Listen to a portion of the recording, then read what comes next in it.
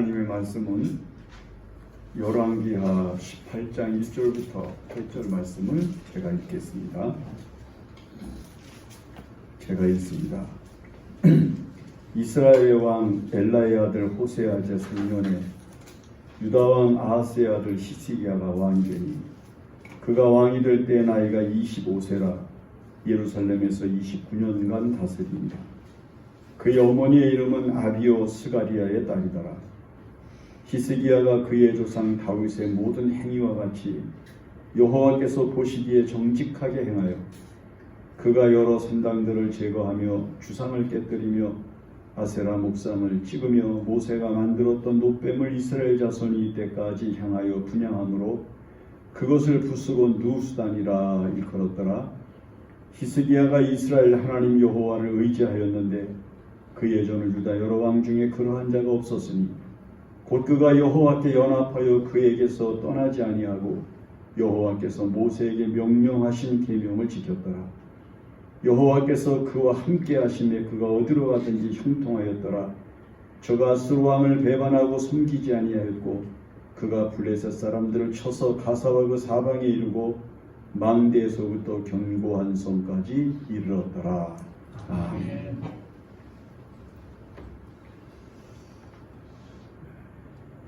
이 세상을 살고 있는 모든 사람들은 자신의 한평생이 형통하고 평안하고 그리고 안정된 삶으로 충만해 있기를 바라고 있을 것입니다. 누가 이 세상에서 억지로 고생을 하고 누가 이 세상에서 어긋난 생활을 하고 누가 이 세상에서 죄악된 생활을 하기를 원하겠습니까? 태어난 여러 가지 환경들은 각각 다를지라도 세상을 살면서 형통하게 살아야 되겠다, 행복하게 살아야 되겠다, 즐겁게 살아야 되겠다라고 하는 인간의 가치관은 다른 것으로 대체할 수가 없습니다. 그러면 형통하게 살려면, 평안하게 살려면, 안정되게 살려면 사는 방법을 알아야 되는데 사람들은 그것을 추구하지는 아니하고 그 목적 자체만 인간의 가치를 두고 욕심을 내면서 살아가게 되는 것을 보게 됩니다. 이 세상을 살면서 사람에게는 두 가지가 있어야 된다고 생각하는데 하나는 사람과 하나님과의 관계에서 신뢰가 있어야 된다는 겁니다. 내가 신뢰를 받아야 된다. 나를 신뢰하면 형통한 일이 생긴다는 것을 우리가 의식할 수 있어야 됩니다. 또 한 가지는 이 세상을 살면서 내가 나보다 강하고 내 주변에 있는 것들보다도 강한 것을 의지하고 그것과 연합하여 하나가 되어 이 세상을 살아야 된다고 하는 명제가 있다고 하는 겁니다. 만약 우리가 하나님과 이 세상 사람들에게서 신뢰를 받고 그리고 우리가 이 세상을 살면서 하나님을 의지하고 나보다 더 강한 것을 의지해서 우리가 필요한 때에 그의 도우심을 받으면 도우심을 받을 수만 있으면 우리는 형통한 삶을 살 수가 있을 것이 분명합니다. 그러므로 우리가 이 세상을 살면서 그러한 형통한 생애를 산 사람을 성경에서 여러 증거들을 통해서 찾아낼 수가 있는데 아마 그 중에 대표적인 사람이 히스기야라고 생각을 합니다. 자, 이 히스기야는 태어났을 때 히스기야라고 하는 이름을 붙였는데 이 히스기야라고 하는 뜻은 하나님은 강하게 하신다, 그런 뜻입니다. 하나님은 그에게 은혜를 주고 능력을 채우셔서 그가 살아가는 동안에 강하게 하신다. 여러분, 세상을 강하게 살아야죠. 이 세상을 강하게 살아야 형통하고 이 세상을 강하게 살아야 안정된 삶을 살 수가 있습니다. 약하게 살면 비겁해지잖아요. 온전하게 생활하지 못하면 어긋나고 그 다음에 부족함에 허덕이게 되는 삶을 살게 되는 것이기 때문입니다. 이 히스기야가 하나님은 강하시다, 강하게 하신다 라고 하는 이름을 가지고 성장을 하면서 왕손으로 자라났으니까 뭐 부족함이 있었겠습니까? 그리고 그가 25살에 유다의 왕이 됩니다.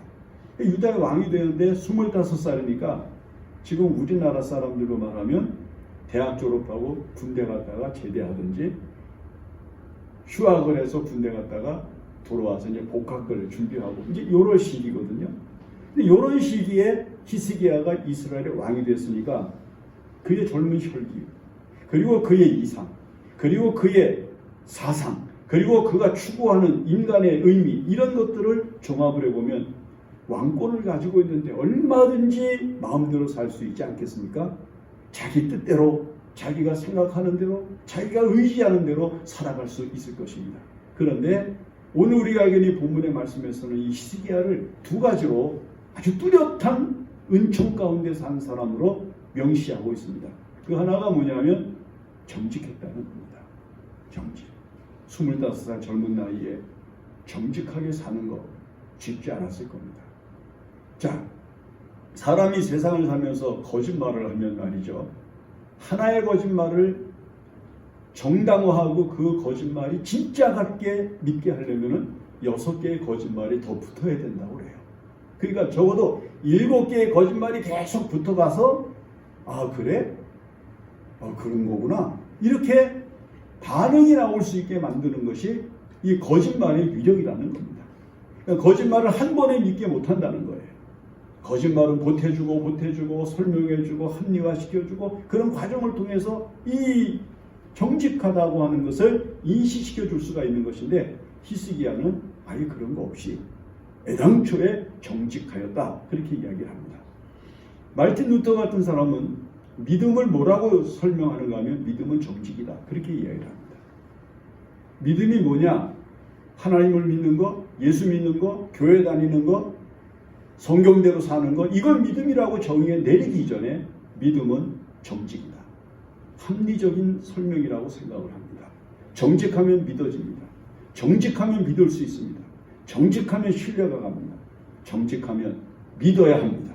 그러니까 정직하면 사람의 마음속에 의심이나 부정한 생각이나 그리고 어긋난 마음이나 그리고 은혜롭지 않은 생각을 가질 수가 없습니다.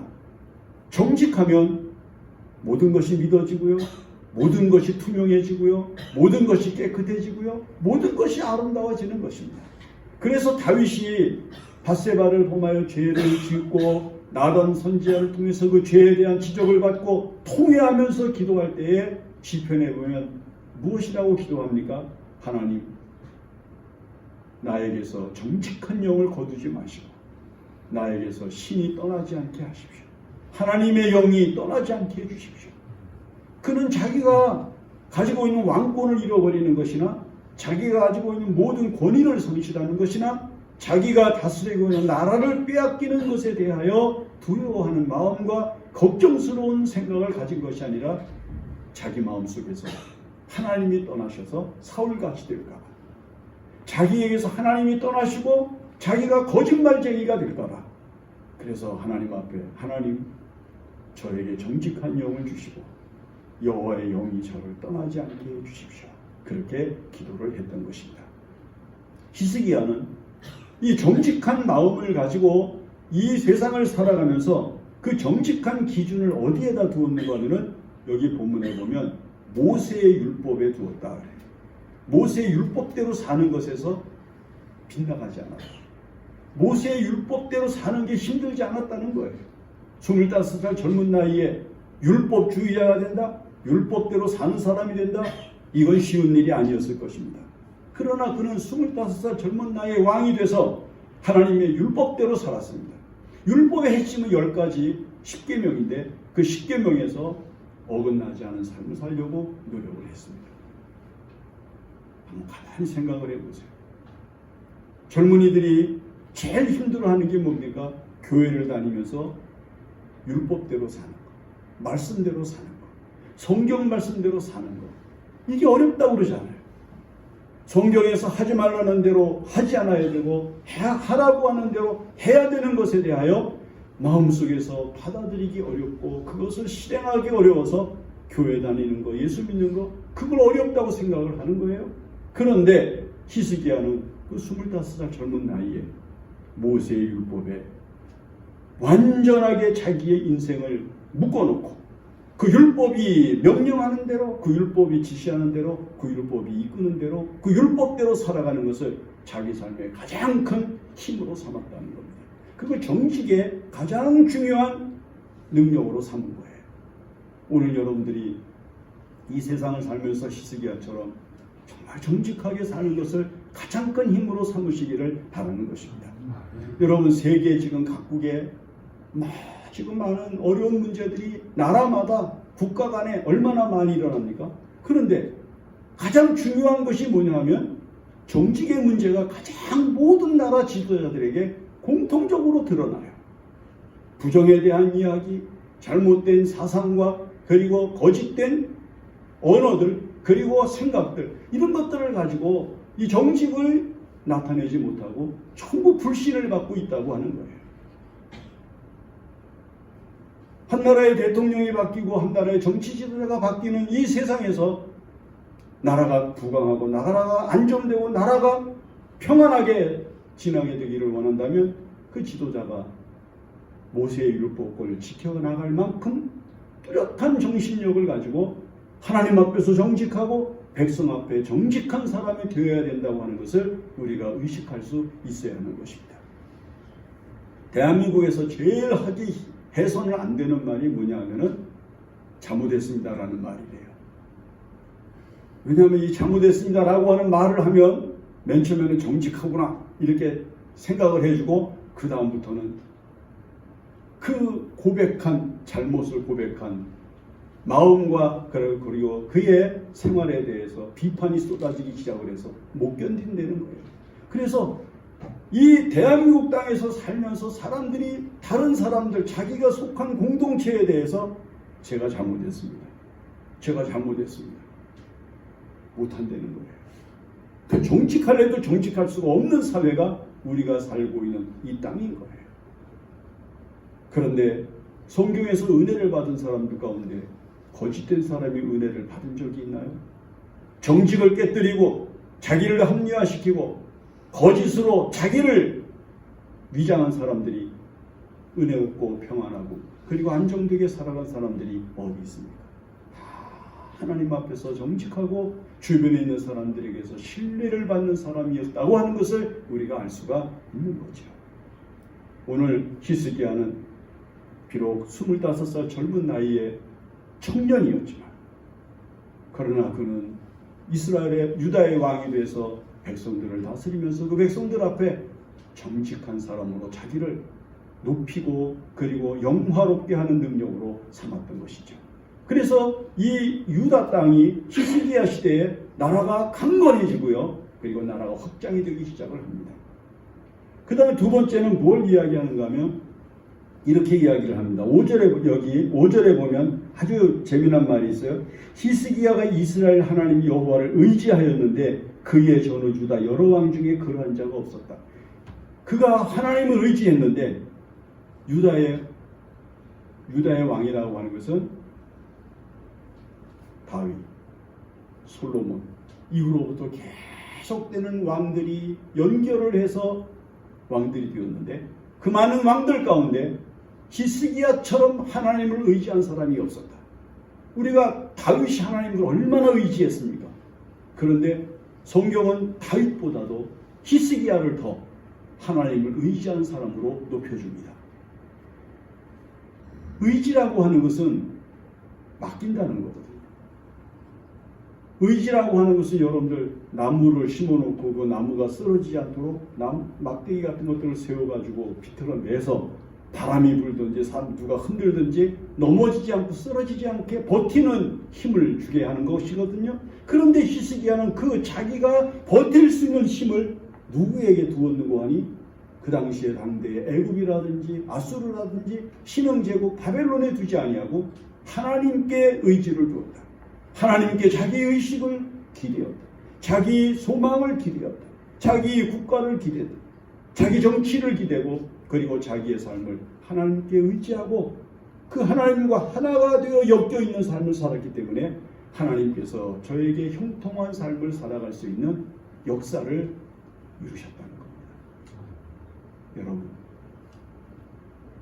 이 대한민국이 지금 누구를 의지해야 됩니까? 하나님을 의지해야 됩니다. 지금 이 대통령이 누구를 의지해야 됩니까? 하나님을 의지해야 됩니다. 미국, 중국 다 불완전하잖아요. 우리 주변에 있는 열강들이 우리보다 힘이 강한 것 같고 우리를 도와줄 수 있는 능력이 있는 것 같아 보여도 다 불완전한 존재에 불과합니다. 하나님을 의지해야 됩니다. 이 민족이 하나님을 의지하면 삽니다. 우리가 하나님을 의지하면 살 수 있습니다. 우리가 하나님을 의지하면 우리는 이 땅에서 평안하고 그리고 안정된 삶을 살게 하시는 하나님의 은혜로 얼마든지 행복할 수 있습니다. 그러나 우리가 만약 하나님을 의지하지 아니하고 이 세상의 나라들과 이 세상이 가지고 있는 무력과 이 세상이 가지고 있는 경제력을 의지해서 좌지우지된다고 하면 사회가 변하고 그리고 세계의 판도가 바뀌고 그리고 우리가 살아가는 이 세계의 질서가 어지러워지면 우리는 버티지 못할 것이 분명하기 때문에 우리가 하나님 여호와를 의지하는 믿음의 삶을 살아야 할 것입니다. 오늘 여러분들이 이 세상을 살면서 하나님 여호와를 굳게 붙잡고 그 하나님을 의지하고 그 하나님께서 주시는 소망을 가지고 하나님만이 여러분들의 힘이 된다고 하는 믿음을 가지고 하나님을 바라보면서 살아야 합니다. 그래야만이 여러분들이 이 세상을 살면서 하나님께서 여러분들의 길을 인도하시고 여러분들의 삶을 도우시는 놀라운 은총을 얻을 수가 있게 됩니다. 히스기야가 이 정직과 여호와를 의지하는 이 믿음을 강화하면서 더욱더 하나님께 매여 있을 때 성경에는 그가 두 번 큰 위기를 겪는 것을 설명하고 있습니다. 한 번은 아수르에 의해서 유다 성이 예루살렘이 에워싸여서 곤고한 일을 당합니다. 아수르 왕이 항복을 하면 살려주겠다고 하는 편지를 보낸 것을 히스기야가 그것을 받아들고 하나님의 성전에 들어가서 성전에서 그 편지를 펴놓고 그가 하나님 앞에 한 말이 뭡니까? 하나님, 아이를 낳으려 하는 여인이 낳을 힘이 없어서 아이를 낳아야 되는데 아이를 낳을 힘이 없어서 지금 죽을 것 같은 현재가 하나님, 저와 우리 민족입니다. 하나님이 우리를 돕지 아니하시면 우리 못 삽니다. 그가 하나님 앞에 금식하면서 하나님 앞에 기도할 때 하나님께서 그의 기도를 들으시고 뭐라고 예언하십니까? 아수르가 이 성을 향하여 화살 하나도 쏘지 못하고 나가서 막을 일 없이 이 전쟁이 끝난다. 히스기야가 성전에서 나오는 여러분 그 기도가 응답되어서 18만 5천 명이나 되는 아수르 군대가 그 밤에 멸절하는 엄청난 영광을 나타내시잖아요. 그리고 그 하나님을 모욕하고 이스라엘을 모욕하고 히스기야를 모욕했던 왕은 자기 땅으로 돌아가서 자기 신전에 들어갔다가 자기 아들한테 죽임을 당하고 일생을 마감하는 그런 역사가 나타나게 됐던 거죠. 여러분 보세요. 아이를 낳으려고 하는데 아이를 낳을 수가 없는 지경이 될 정도로 약한 히스기야가 살 수 있었던 것은 그가 다른 나라들에게 주변에 있는 국가들에게 원조를 초과하고 그들을 도움으로 삼고 애를 썼기 때문이 아니라 하나님 앞에 나아가서 엎드려서 하나님 앞에 기도하면서 금식하면서 은혜를 구하고 하나님만이 나의 삶입니다. 하나님만이 나의 도움이십니다. 하나님이 돕지 않으시면 나 못 삽니다. 기도하는 가운데 은혜를 받았기 때문이거든요. 오늘 여러분 하나님을 힘으로 삼으시고 하나님을 여러분들의 도움으로 삼으시고 꼭 그 하나님 때문에 형통한 삶을 살아가시기를 바라고요. 여러분들을 향하여 다가오는 어려운 시험이나 어려운 일들을 능히 극복하고 능히 물리치는 믿음을 가지고 살아가는 기쁨이 충만하여야 될 것입니다. 그 다음에 또 한 가지는 그가 병들어 죽게 되잖아요. 왕이 된 후에 그의 나이가 40대가 시작이 될 때 그의 나이가 25살에서 이제 40여 세가 되어갈 때 그의 몸에 병이 들죠. 하나님께서 너 이제 죽고 살지 못한다. 내 집을 정리해라. 하나님이 그렇게까지 완벽하게 말씀하실 때 히스기야가 하나님 앞에 나아가서 벽을 향하여 통곡을 하면서 기도하잖아요. 하나님, 제가 하나님 앞에 정직하게 살려고 한 거 보시고, 하나님, 제가 하나님의 뜻대로 살려고 힘쓴 거 보시고, 하나님, 저를 살려주십시오. 저를 살려주십시오. 저를 치료하시고 저를 살려주십시오. 그 하나님 앞에 간절히 기도할 때 하나님께서 그의 기도를 들으시고 그의 생명을 15년이나 연장해 주시는 확정을 받잖아요. 아마 15년 동안은 걱정도 할 것이 없는 거예요. 사람은 언제든지 오늘 살다가 내일 죽을 수도 있고 잠시 후에 우리의 생명이 끊어질 수도 있지만 히스기야는 15년 보장을 받았으니 히스기야 때문에라도 전쟁이 물러가고 히스기야 때문에라도 시험이 물러가고 히스기야 때문에라도 어려운 일이 물러갈 수밖에 없는 상황을 하나님께서 보장하신 것입니다.